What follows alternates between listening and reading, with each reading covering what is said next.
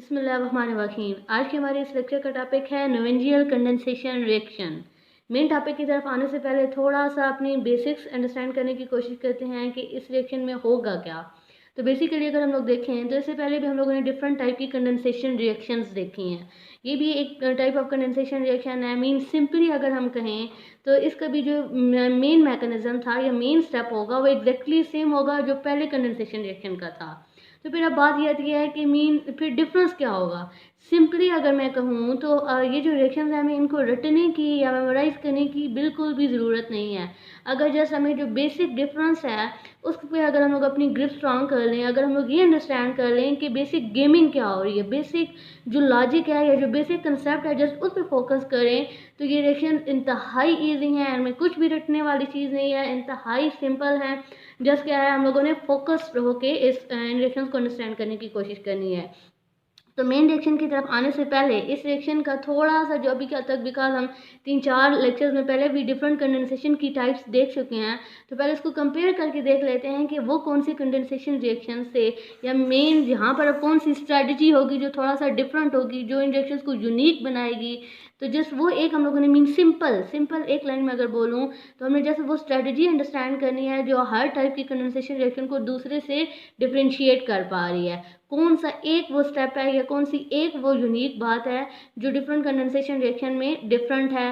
तो इसको अगर हम लोग मतलब स्टार्ट से थोड़ा सा कंपेयर करके देखें तो सबसे पहले हम लोगों ने सिंपली क्या देखा था कि अगर हम लोग क्या करें, एल्डिहाइड लें या कीटोन्स लें और उनका रिएक्शंस करवाएं सेम एल्डिहाइड या सेम कीटोन रिएक्शंस के साथ। मीन सिंपली कि जो हम रिएक्टेंट मटेरियल्स लें वो एल्डिहाइड लें या कीटोन लें और वो सिमिलर लें, तो हमारे पास क्या होता है, सिंथेटिक पॉइंट ऑफ व्यू से कुछ यूजफुल प्रोडक्ट्स ऑब्टेन हो रही थी जिनको मतलब डिफरेंट पर्पस में या डिफरेंट डिजायर्ड हमारे जो रिक्वायर्ड या यूजफुल प्रोडक्ट सिंथेसाइज कर पा रहे थे। नेक्स्ट इसी ये जो सिंपल एल्डोल कंडेंसेशन थी इन्हीं में थोड़ी सी मॉडिफिकेशन की किसने, क्लेजियन स्मिथ ने। मीन क्लेजियन एंड स्मिथ इन दोनों ने ये जो मतलब थोड़ी सी मॉडिफिकेशन इंट्रोड्यूस करवाई। वो मॉडिफिकेशंस क्या थी कि पहले हम लोग ले रहे थे सिंपल एल्डिहाइड आर कीटोन्स, फिर क्या हुआ इन्होंने क्रॉस एल्डिहाइड या कीटोन रिएक्शन इंट्रोड्यूस करवाए। इन पर भी हम लोगों ने प्रॉपर वीडियोस मैंने अपलोड की हैं जिनका लिंक मैं डिस्क्रिप्शन में शेयर कर दूंगी अगर आप इनको डेप्थ में अंडरस्टैंड करना चाहते हैं। तो सिंपल जो मेन पॉइंट था वहाँ पर हम लोगों ने क्या देखा था कि Claisen and Smith condensation, sorry ये क्लेजियन ही है, just Claisen Smith condensation reaction है।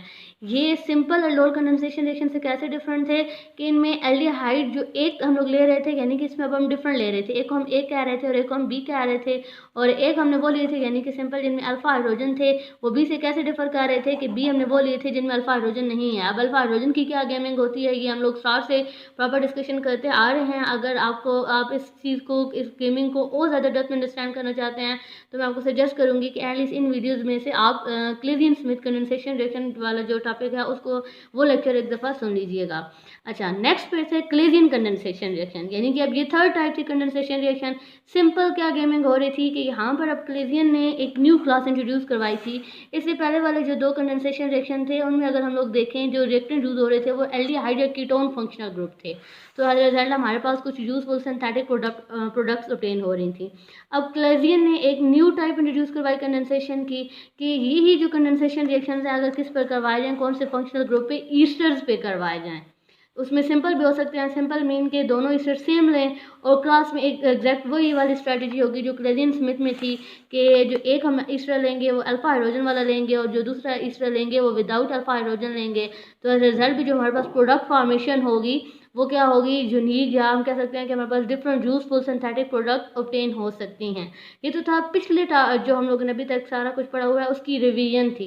अब हम ये ही आप कंडेंसेशन की एक न्यू क्लास को इंट्रोड्यूस करने जा रहे हैं जो कि है नोवेंजियल कंडेंसेशन रिएक्शन।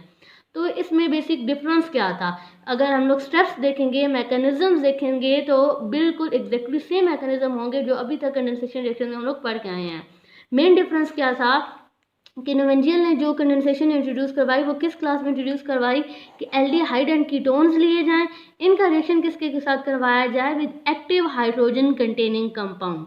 अब एक्टिव हाइड्रोजन कंटेनिंग कंपाउंड क्या है, इस पे भी मैं पहले एक वीडियो अपलोड कर चुकी हूँ एक्टिव मिथाइलिन कंपाउंड के नेम से, जिसका लिंक मैं डिस्क्रिप्शन में शेयर कर दूंगी। अगर आप एक्टिव मिथाइलिन कंपाउंड को या एक्टिव हाइड्रोजन कंपाउंड को ज़्यादा डेप्थ में अंडरस्टैंड करना चाहते हैं तो आप वो वीडियो देख सकते हैं। अच्छा, सिंपली अभी तक के लिए अगर हम लोग देखें तो हम लोगों ने एक तो लेने हैं एल्डिहाइड और कीटोन, इस क्लास से तो हम फेमिलियर हैं। दूसरा हम लोगों ने साथ क्या लेने हैं, एक्टिव हाइड्रोजन कंटेनिंग कंपाउंड। उसमें भी मेनली जो क्लास यूज़ की थी नवेंजियल ने, वो यूज़ किए थे dicarboxylic acids and die esters.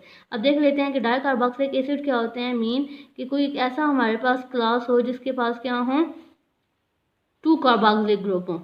Let's suppose this is dicarboxylic acid, और इस मॉलिक्यूल का अगर हम लोग पर्टिकुलर नेम देखें तो ये है मेलोनिक एसिड। या फिर हम लोग क्या करें, आप डाई ईस्टर्स में जस्ट क्या होगा, यही जो हमारा मेलोनिक एसिड है, अगर हम इसका H जो है ये रिप्लेस कर दें किसी भी R ग्रुप के साथ तो ये क्या बन जाएगा। और जब हम पर्टिकुलरली इसको इथाइल ग्रुप के साथ रिप्लेस करते हैं R को, तो वैसे अब जनरल इसका नेम देखें तो ये क्या हो गया, डाई ईस्टर, और इस मॉलिक्यूल का पर्टिकुलर नेम हम देखें तो ये क्या है, मेलोनिक ईस्टर। अब इस क्लास का क्या इम्पैक्ट होगा या क्या इसका अगर हम लोग बेसिक कंसेप्ट देखें कि इन दो क्लास को यूज़ करने की बेसिक स्ट्रेटजी क्या थी, तो अगर हम लोग, इसलिए मैं आपको सजेस्ट करूँगी कि नोवेंजियल ये जो कंडेंसेशन रिएक्शंस हैं इनकी बेसिस को अंडरस्टैंड करने के लिए आप clarion Smith condensation reaction, repeat कर रही हूँ मैं, क्लेरियन स्मिथ कंडेंसेशन रिएक्शन, जिनका लिंक मैं डिस्क्रिप्शन में शेयर कर दूंगी, आप पहले वो वीडियो देखिएगा, बिकॉज उसमें हम लोगों ने बेसिक थोड़ी सी अंडरस्टैंड की थी कि ये बेसिक स्ट्रैटेजी क्या होती है, कि जो मेन कंडीशन होती हैं क्रॉस प्रोडक्ट के लिए वो हमने वहाँ देखी थी। यहाँ पर भी जस्ट उन्हीं की रिवीजन है, लेकिन मैं यहाँ पर स्टेप रिपीट भी करती हूँ, फिर भी कोई कन्फ्यूजन हो तो आप कमेंट सेक्शन में भी दोबारा पूछ सकते हैं। मेन जस्ट ये है कि हमने फोकस रखना है मेन कंसेप्ट पे, हमने चीज़ों को रट्टा नहीं लगाना। तो सिंपल अगर हम लोग देखें अभी तक के लिए हम लोगों ने क्या कहा है कि नोवेंजियल ने क्या कौन कौन से इनिशियल रिएक्टेंट लिए थे, एक तो लिए थे डाइकार्बोक्सिलिक एसिड फॉर एग्जांपल, या डाइकार्बोक्सिलिक ईस्टर या डाइकार्बोक्सिलिक एसिड। लेट्स सपोज यहाँ पर हम लोगों ने ये जो मैंने मॉलिक्यूल लिया है ये कौन सा, मेलोनिक एसिड, और इसका रिएक्शन किसके साथ हो रहा है, एल्डिहाइड के साथ, या फिर कीटोन भी यहाँ पर हो सकती है, यहाँ पर क्या है इथेनॉल यूज़ किया मैंने, या फिर एल्डिहाइड सिंपली हम कह सकते हैं। अब हमें पता है कंडेंसेशन रिएक्शन में फर्स्ट स्टेप क्या होता है, कंडेंसेशन रिएक्शन के फर्स्ट स्टेप में हमेशा क्या होती है, बेस आती है, वो क्या करती है, अल्फा पोजीशन से प्रोटॉन को एक्सट्रैक्ट करती है। अब अगर हम जो यहाँ पर नोवेंजियल ने जो दो सबस्ट्रेट लिए हैं इसमें हम लोग देखें तो अल्फा हाइड्रोजन पहले तो है कौन सी, ये फंक्शनल ग्रुप के साथ directly attach carbon alpha carbon, और ये attach hydrogen alpha hydrogen. Mean यहाँ पर ये अल्फा हाइड्रोजन है, लेकिन जो यहाँ पर हम लोगों ने दूसरा मॉलिक्यूल लिया हुआ है, सॉरी यहाँ पर ये क्या है, एल्डिहाइड है, तो इसमें भी अगर हम देखें तो ये पोजीशन अल्फा पोजीशन है। मीन ये तो इसलिए मैं आपको सजेस्ट कर रही हूँ कि आप पहले क्लेरियन स्मिथ कंडेंसेशन रिएक्शन देखिएगा, वहाँ पर ये हम लोगों ने सारी गेमिंग पहले अंडरस्टैंड की थी कि हमारे पास क्या होना चाहिए, ये जो दो मॉलिक्यूल होने चाहिए उनमें से सिर्फ एक की अल्फा हाइड्रोजन होनी चाहिए। तो अब तो हम लोगों ने ऐसी दो क्लासेस ले ली हैं जिनके पास दोनों के पास अल्फा हाइड्रोजन है, मीन हमारे पास फिर मेन प्रोडक्ट की जो रेशियो होगी वो तो डाउन हो जाएगी। तो फिर यहाँ पर मेन स्ट्रेटजी क्या यूज़ हो रही थी, यहाँ पर मेन स्ट्रेटजी ये यूज़ हुई है कि अगर हम लोग इसको थोड़ा सा फोकस करके देखें तो जो मॉलिक्यूल ए है, मीन जो मेलोनिक एसिड है, ये क्या है, high active hydrogen containing compound है। मीन इसके पास जो हाइड्रोजन है यहाँ पर अल्फा पोजीशन पर, इसकी एक्टिविटी हाई होगी। एक्टिविटी हाई होने का क्या मतलब है कि यहाँ पर अगर हम देखें तो इसमें 2 इलेक्ट्रॉन विदड्रॉइंग ग्रुप्स लगे हुए हैं। जब 2 इलेक्ट्रॉन विदड्रॉइंग ग्रुप लगे हुए हैं इट्स मीन कि यहाँ पर इनकमिंग बेस के लिए आसान होगा प्रोटॉन को एक्सट्रैक्ट करना has compare to this one जहाँ पर सिर्फ एक इलेक्ट्रॉन विदड्रॉइंग ग्रुप लगा हुआ है। एक तो बेसिक बात ये हो गई कि हमारे पास यहाँ पर क्या होगा, बेस का अटैक ज़्यादा पॉसिबल हो सकेगा, बिकॉज यहाँ पर क्या है हमारे पास ये हाई एक्टिव हाइड्रोजन कंपाउंड है, नंबर 1 ये। नंबर 2 जो मीडियम यहाँ पर सजेस्ट किया गया था वो था वीक बेस, फॉर एग्जांपल जिस तरह अमाइंस हो गई, पायरिमिडीन्स वगैरह हो गई, मीन वीक बेसिस सजेस्ट की गई। अब वीक बेस कैसे का क्या इसमें रोल होगा, देखिए हमारे पास क्या है कि वीक बेस बेसिकली बेस ही आ रही होती है जिसका काम होता है अल्फा पोजीशन से प्रोटॉन को एक्सट्रैक्ट करना। अगर हम वीक बेस यूज़ करेंगे तो जब ऑलरेडी है ही वीक, और ये भी हम लोग अभी देख चुके हैं कि ये साइड जो है इतना ज़्यादा रिएक्टिव नहीं है, तो ऑटोमेटिकली जो वीक बेस है वो किसकी तरफ, कौन से पोजीशन पे जाकर अटैक करेगी, मेलोनिक एसिड के अल्फा पोजीशन पे अटैक करेगी, और ऑटोमेटिकली जो एनुलेट आइन जो इस ए मॉलिक्यूल से बन रही होगी उसकी रेशियो इंक्रीज हो जाएगी, और जो बी की एनुलेट आइन फॉर्मेशन है सिंपली हम कह सकते हैं वो रिड्यूस हो जाएगी। सिंपली मैं अगेन रिपीट करूंगी, जस्ट ये गेमिंग है, ये अगर गेमिंग थोड़ी सी बेसिक समझ आ गई तो मेन रिएक्शन एग्जैक्टली सेम है। होपफुली यहाँ तक अब बेसिक्स आपको समझ आ गई होंगी कि नोवेंजियल रिएक्शन में है क्या, ये बाकी कंडेंसेशन रिएक्शन से डिफरेंट कैसे है। तो इसमें हम लोग क्या करते हैं, active hydrogen containing compound let's suppose जैसे मेलोनिक एसिड या मेलोनिक एसिड, जिनको हम अभी अंडरस्टैंड भी कर चुके हैं, इनकी कंडेंसेशन होती है किसके साथ, carbonyl compound mean aldehyde and ketones के साथ। और मीडियम इसके लिए कौन सा यूज होता है, वीक बेस। अब वीक बेस मीडियम क्यों यूज होता है ये भी मैं डेप्थ में बता चुकी हूँ। अब इसी चीज़ को थोड़ा एग्जाम्पल से अंडरस्टैंड करने की कोशिश करते हैं कि लेट्स सपोज जो अभी हम लोगों ने कहा है कि इसमें हम लोग इनिशियल रिएक्शन क्या लेते हैं, मेलोनिक एसिड या मेलोनिक ईस्टर। तो ये है मेलोनिक एसिड प्लस इसका रिएक्शन करवा देते हैं विद इथेनॉल। इथेनॉल के साथ जब रिएक्शन करवाते हैं तो इस टाइप का कोई प्रोडक्ट ऑब्टेन होता है जो अनसेचुरेटेड एक हमें प्रोडक्ट ऑब्टेन हो रहा है। ये कैसे प्रोडक्ट फॉर्मेशन होगी, इसको मैकेनिज्म के साथ अंडरस्टैंड करने की कोशिश करते हैं। तो मैकेनिज्म में अगर हम देखें तो स्टेप एग्जैक्टली हमारी रिवीजन है। जो पहले हम लोगों ने स्टेप्स देखे हैं एग्जैक्टली वही स्टेप क्या हो रहे हैं, रिपीट हो रहे हैं। बिकॉज हमें अगर हम कंपेयर करें तो बाकी कंडेंसेशन रिएक्शन में भी क्या होता था कि फर्स्ट स्टेप में अल्फा पोजीशन पे आके अटैक होता था। तो बस थोड़ी सी जो स्ट्रेटजीज हैं, अब देखें हम लोगों ने वो स्ट्रेटजीज पहले अंडरस्टैंड कर रहे हैं तो अब रिएक्शन को हमारे लिए करना बहुत आसान हो जाएगा। फर्स्ट स्टेप में क्या होगा, कोई भी वीक बेस होगी लाइक NH, हम लोग यहाँ पर लिख लेते हैं, कोई भी अमाइन वीक बेस आएगी। ये हमारे पास अल्फा साइट है किसकी, मेलोनिक एसिड की। तो वीक बेस आके इस पोजीशन पे अटैक करेगी, यहाँ से प्रोटॉन को फ्लेक्ट करेगी, एज रिजल्ट इनोलेट आइन बनेगी। और हम पता है कि ये अब नेगेटिव चार्ज क्या हो सकता है, रेजोनेट हो सकता है। ये इधर भी रेजोनेट कर सकता है और इस साइड पे भी। मैंने इसको मतलब इस साइड पे रेजोनेट करवा के और इसका रेजोनेटिंग स्ट्रक्चर साथ ये ड्रॉ कर दिया। अच्छा, नेक्स्ट सेकंड स्टेप भी एग्जैक्टली सेम। सेकंड स्टेप में हमें पता है कि जो फर्स्ट स्टेप में इनोलेट आइन बनती है, ये न्यूक्लियोफाइल अटैक कर रही होती है जो हमारा बी मालिक्यूल होता है। जैसे कि यहाँ पर हमारे पास बी मालिक्यूल क्या था, इथेनॉल था।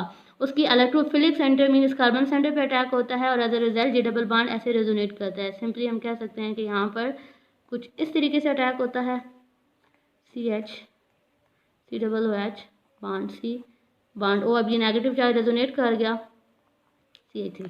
थर्ड स्टेप भी एग्जैक्टली सेम होता है जैसे जिस तरह बाकी कंडेंसेशन रिएक्शन में होता है। मीन कि हमारे पास क्या होती है कि वाटर की हाइड्रोलिसिस होती है। ये जो नेगेटिव चार्ज होता है ये क्या करता है, मीडियम में से प्रोटॉन एक्सट्रैक्ट कर लेता है। मीन के मैकेनिज्म एग्जैक्टली सेम है, जस्ट स्ट्रेटजीज डिफरेंट हैं कि जो रिएक्टिंग साइट है उसकी अवेलेबिलिटी या उसके रिएक्शंस को कैसे कंट्रोल करना है। तो थर्ड स्टेप एग्जैक्टली सेम हो गया। फोर्थ, अब हम देखें कि हम रिएक्शन क्या पढ़े हैं, कंडेंसेशन रिएक्शन। तो ये हमें ये फंक्शनल ग्रुप के साथ डायरेक्टली कार्बन जो अटैच है ये क्या होगी, अल्फा कार्बन और next position beta carbon. Alpha and beta carbon position से क्या होगा, अगर हम इसको हीट करेंगे, जब इस मीन यहाँ पर हमारे पास प्रोडक्ट बनी थी अभी तक रिएक्शन में जो एडिशन प्रोडक्ट बन रही थी, इसी को जब हम लोग हीट करेंगे तो क्या होगा, अल्फा एंड बीटा पोजीशन से वाटर का मॉलिक्यूल रिमूव होगा और एज अ रिजल्ट क्या हो जाएगी, कंडेंसेशन हो जाएगी। या हम लोग और हमारे पास क्या होगा, alpha beta unsaturated product obtain होगा कुछ इस तरह से। ये हम क्या देखते हैं कि ये हमारे पास कौन सी है, सॉरी नोवेंजियल कंडेंसेशन प्रोडक्ट है। इसको भी हम different synthetic point of view से हम कह सकते हैं कि इसकी डिफरेंट यूजफुल एप्लीकेशंस होती हैं इन प्रोडक्ट्स की। होपफुली जो मेन कंसेप्ट है जो मैं चाह रही थी कि जिस कंसेप्ट को हम लोग फोकस हो के जिस प्रोडक्ट मेन पॉइंट को अंडरस्टैंड करें वो आपको समझ आया होगा। फिर भी कोई कन्फ्यूजन हो तो आप कमेंट सेक्शन में ज़रूर पूछिएगा। Thank you so much.